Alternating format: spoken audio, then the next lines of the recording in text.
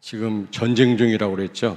우크라이나 전쟁, 그 전쟁 말고요. 영적인 전쟁인데 각인 전쟁입니다. 무엇으로 각인되느냐 너무 중요해요. 왜냐하면 그게 평생 가거든요. 결정적인 순간 각인된 게 나옵니다. 그리고 오직의 전쟁이다. 오직 못되게 합니다. 사단은 오직 예수 되면 우리는 정말 승리하거든요. 근데 사단은 그거를 자꾸 분산시킵니다. 피자 한 조각처럼 예수님을 한 부분으로 알게 해요. 그렇지 않습니다. 예수님은 인생의 전부입니다. 아멘. 오직의 싸움이다. 또 하나는 코로나 이후로 영적 패턴을 바꿔야 되는데 이제 대면 예배 우리가 힘써야 됩니다. 대면 예배. 하나님 앞에 모이기를 힘쓰라 그랬거든요.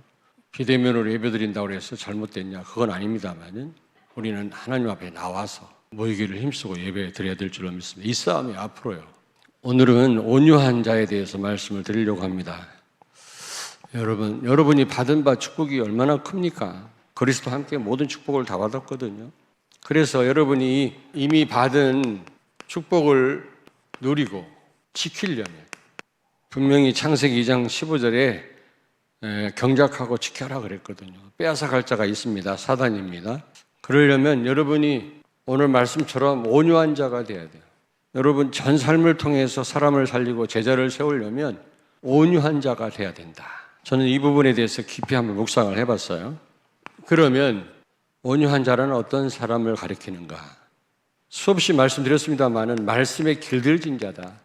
이 말은 언약 자체이신 하나님이 그리스도가 말씀의 주체이신 하나님께서 쓰시기 쉬운 사람이란 말이죠.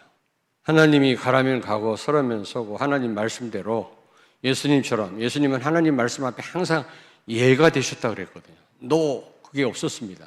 항상 아멘이셨다고 그랬거든요. 하나님이 쓰시기에 쉬운 사람이다. 하나님께서 부리기에 쉬운 사람이다. 마음껏 하나님이 쓰실 수 있는 사람이어야 됩니다. 그런 사람을 가리켜서 온유한 사람이다. 목회자가 하나님은 아닙니다만은 복음을 위한 일을 부탁할 때 너무 어려운 사람이 있어요. 망설여지는 사람이 있고. 그래가지고는 온유한 자가 아니죠. 편하게 부탁할 수 있어야 돼요. 편하게 시킬 수 있어야 돼요. 언약 자체이신 하나님이 그리스도가 마음껏 부릴 수 있는 사람이어야만 됩니다. 사도행전 18장 5절 바울은 말씀에 붙잡혔다 그랬거든요. 우리는 필요할 때 말씀을 붙잡지만 갈급할 때 말씀 붙잡지만 바울은 아예 말씀에 붙잡혀 사는 사람이었어요. 온유한 사람이에요. 그리고 사도행전 20장 22절 성령에 매여 그랬고 바울이요. 필요할 때마다 성령 인도받고 필요할 때마다 기도하는 사람이 아니라 그것도 중요합니다만은 평상시 성령의 인도를 받고 성령에 매여 사는 사람 이런 사람이 온유한 자예요.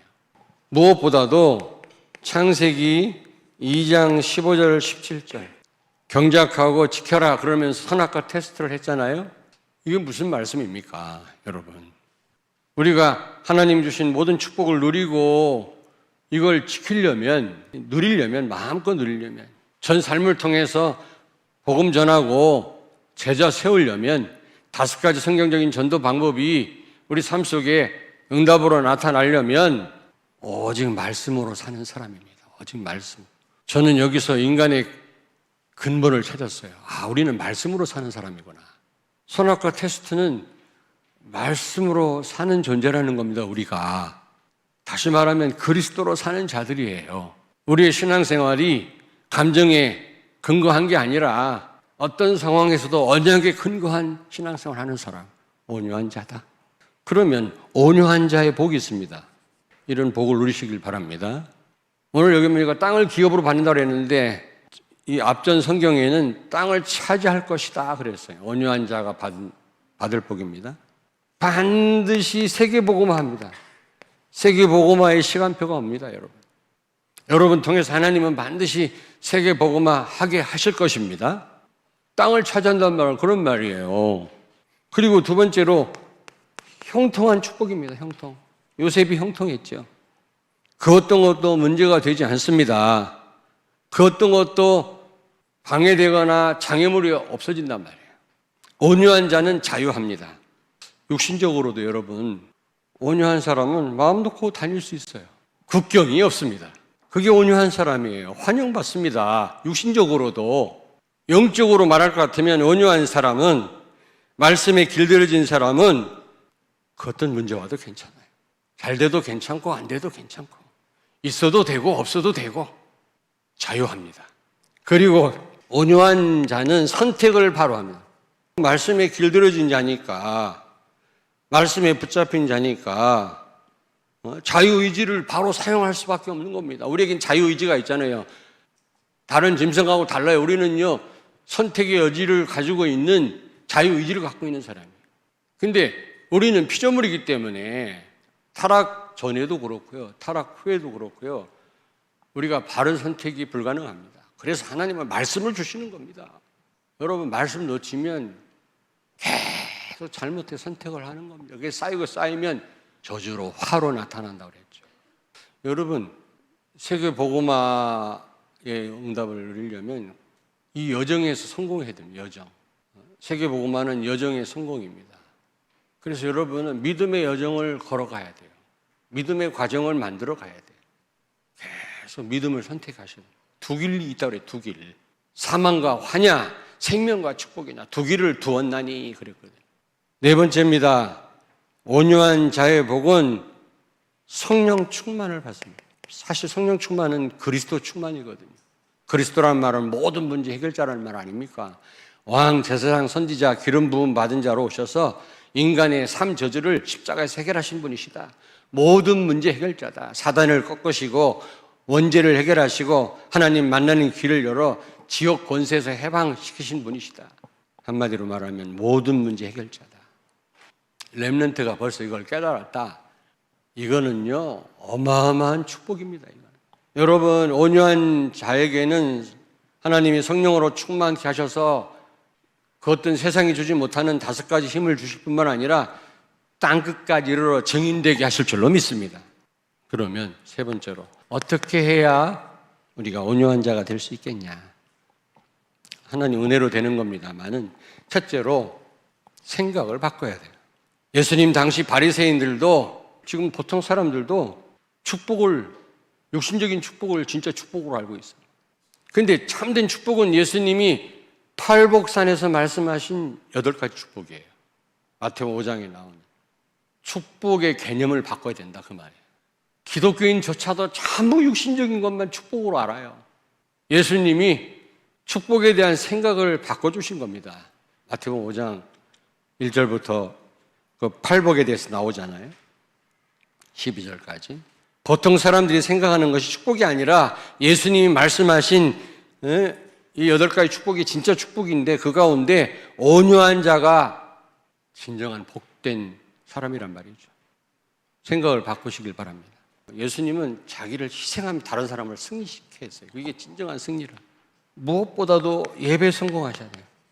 그냥 온유한 자가 되는 게 아닙니다. 말씀에 붙잡힌 자가 되는 게 아닙니다, 여러분.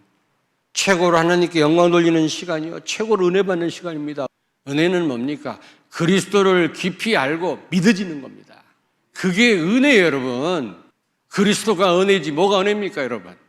그래서 예배가 너무너무 중요합니다. 우리가 은혜 이전에 먼저 하나님께 최고 영광 돌리는 시간이에요. 예배 받기 위해서 우리를 창조하셨어요. 창조 목적이에요, 사실은요. 그리고 말씀을 붙잡고 기도하는 겁니다. 말씀 붙잡고 기도할 때 여러분, 내가 말씀에 붙잡힌 바가 되고 성령의 메인자가 되는 것입니다. 기도 없이는 아무것도 할 수 없느니라. 기도 외에는 이런 유가 날 수 없느니라.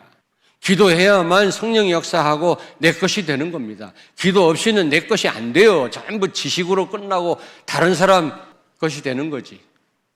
성부 하나님은 구원을 계획했고, 성자 그리스도는 구원을 성취하셨고, 성령 하나님의 역할은 구원을 내 삶 속에 적용시키는 분이시오, 말씀을 성취시키는 분이시오, 그리스도가 그리스도 되게 하시는 분이 성령이십니다. 성령은 기도할 때 역사하십니다. 기도할 때 말씀이 여러분의 것이 돼요. 예수 능력이 내 능력으로 나타난다니까. 그렇지 않고는 전부 지식이라. 지식만 가지고는 말씀에 붙들린 바 될 수 없다. 그래서 제일 좋은 시간이 새벽 시간이에요. 새벽에 하루도 못 나옵니까, 여러분? 새벽에 나와서 짧은 시간이지만 누굴 만나기 전에 하나님께 집중으로 기도하면 하루 종일 기도 못해도 괜찮아요. 아침에 저금을 했기 때문에. 보험을 들어놨으니까 괜찮아요. 근데 아침 놓치면 무슨 일 생기면요, 거의 하나님과 소통 못하고 하루 지나갑니다. 그리고 네 번째입니다. 하나님의 절대 주권을 인정하세요. 모든 것에 하나님의 계획이 있어요. 모든 일이 하나님이 하시는 일이에요. 창공에 나는 미물인 새 한 마리가 떨어지는 것도 하나님 손에 있는데 하물며 우리 주변에 일어나는 일들이 우연이겠습니까? 하나님의 절대 주권 인정하세요. 우리는 이 주권을 인정 못해요. 특별히 속상한 일이 있을 때는 내가 어쩌다 이런 일을 만나야 되는가 이렇게 생각합니다. 내가 왜 이러지? 하나님의 절대 주권, 하나님이 하시는 일. 그래서 여러분이 진짜 온유한 자가 되려면 하나님의 절대 주권을 인정하셔야 돼요. 좋은 일이든 나쁜 일이든 내가 망한다 할지라도 하나님이 하시는 일이에요. 여러분이 온유한 자가 된다면 잘 기억하십시오. 한계가 없어져요. 왜 이렇게 우리는 한계가 많습니까? 하나님을 모시고 있는 우리가 하나님은 한계가 없는데 나는 왜 이렇게 한계가 많아? 온유한 자가 되면요, 한계가 없어져요. 온유한 자는 어느 곳에 가도 환영받아요. 오히려 대접받아요. 영적으로도 마찬가지예요. 온유한 자를 못 건드려요. 장애물이 없습니다. 천만인이 진을 친다 할지라도 자유합니다. 지경이 넓어져요. 여러분, 전도와 선교의 영역이 넓어져요. 말로만 세계가 아니라 사실적으로 세계 선교의 문이 열려요. 두 번째로 그 어떤 장애물도 없다. 온유한 자를 그 누구도 막을 수 없다. 사단도 못 막아요. 말씀에 길들여지고 말씀에 붙잡힌 자를 누가 이길 수가 있겠습니까, 여러분? 성령의 메인 자를 누가 막아요? 죽음도 못 이겨요. 바울은 순교했잖아요. 그 고백하고. 여러분, 온유한 자 되길 바랍니다. 하나님이 쓰시기 쉬운 사람들, 언약 자체이신 그리스도가 마음껏 쓰실 수 있는 사람이 되는 겁니다. 기도하겠습니다. 살아계신 하나님, 은혜를 감사합니다.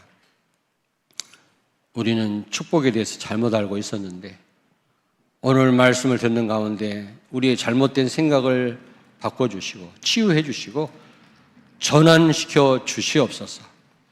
예수님 말씀하신 복이 참된 복이요, 온유한 자가 복된 자라고 말씀했사온즉 우리 모든 성도들과 렘넌트들이 온유한 자들이 되어져서 정말 한계가 없어지게 하시고 지경이 넓혀지게 하여 주시옵소서. 예수님 거룩하신 이름으로 기도하옵나이다. 아멘.